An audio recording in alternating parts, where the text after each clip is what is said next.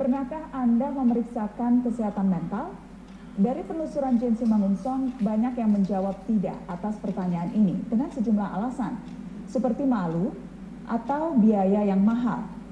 Padahal dari hasil pemeriksaan mental gratis yang digelar di ibu kota baru-baru ini, tak sedikit orang yang mengalami gangguan mental tapi tidak menyadarinya.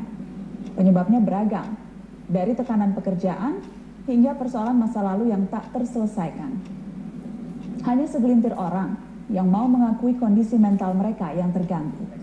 Gangguan kesehatan mental bervariasi, mulai dari stres atau yang terparah seperti skizofrenia. Di kota-kota besar, salah satu metode yang digunakan sejumlah orang untuk mengatasi gejala seperti stres adalah hipnoterapi. Oke, makin relax, semakin relax, ke sini, makin relax, semakin relax, ke sini, semakin relax, semakin relax, semakin relax, dan tidur. 98765431, semakin lebih nyaman, semakin relax, dan izinkan setiap goyangan di kepala Anda buat Anda semakin lebih nyaman, semakin lebih relax dari sebelumnya. 10, izinkan semakin lebih nyaman, semakin relax dengan setiap goyangan di kepala Anda. Kalau pasien-pasien atau klien-klien yang datang nih ke Pak Jimmy, permasalahannya lebih kemana sih Pak sekarang ini? Permasalahannya yang paling sering itu pertama adalah masalah kecemasan yang berlebihan. Yang kedua itu depresi. Nah, depresi juga ada berbagai tingkatannya.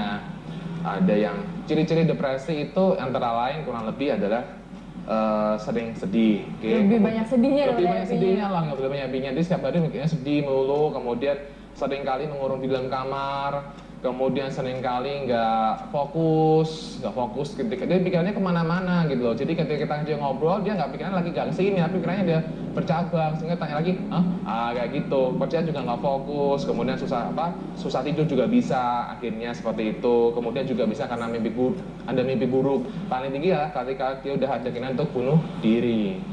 Itu udah lumayan, sangat tinggi lah itulah, seperti itu. Jimmy Santosa adalah seorang hipnoterapis yang biasa menangani berbagai kasus kesehatan mental seperti stres, depresi, fobia, dan penyakit kejiwaan lainnya. Kalau saya pribadi, saya cenderung memberikan sugesti-sugesti positif itu kepada orang-orang yang mengalami depresi seperti itu. Tapi ada juga tahapan tertentu depresi yang memang bisa kembali ke masa lalu. Kita lihat kasusnya lagi. Cuma biasanya umumnya saya akan lebih cenderung untuk memberikan sugesti positif. Kamu ke depan dia akan lebih baik, ke depan dia akan lebih semangat, kemudian semuanya akan lebih mudah, semuanya akan lebih ringan, semuanya akan semakin enak, semua terbuka jalannya nanti untuk dia, seperti itu lebih membangun perasaan semangat gitu kan. Depresi kan masa nggak ada harapan, sehingga kita berikan harapan dengan sugesti positif seperti itu. Dan ketika Anda buka mata, Anda merasakan Anda lebih fresh dan lebih segar dari sebelumnya. Wah, keren banget tadi. Kayak gambaran film-film gitu loh. Film zaman dulu yang frame itu tuh kayak gambar-gambar menyeramkan di. Udah dibuang semuanya. Udah. Ya makanya aku bilang pas dicopot tuh kayak ada pintu aja gitu kebuka terus terang gitu kayak. Tapi hipnoterapi seperti ini terbatas di kalangan tertentu.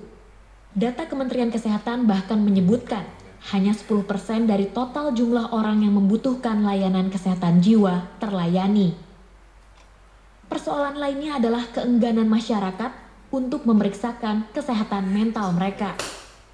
Padahal jika terjadi gangguan, dampaknya tak hanya kepada kehidupan orang itu sendiri. Kalau misalnya kesehatan itu sangat penting, kenapa? Karena itu menyangkut pikiran kita. Nah, ketika pikiran kita itu sudah nggak benar, tanda kutip, udah nggak nyaman, itu akan mengaruh ke fisik. Ya, nah, ketika pengaruh fisik tadi itu bisa kayak tadi misalnya males, nggak semangat, sedih, rasa nggak yakin, hampa, sepi. Itu akan mempengaruhi produktivitas dalam kerjanya.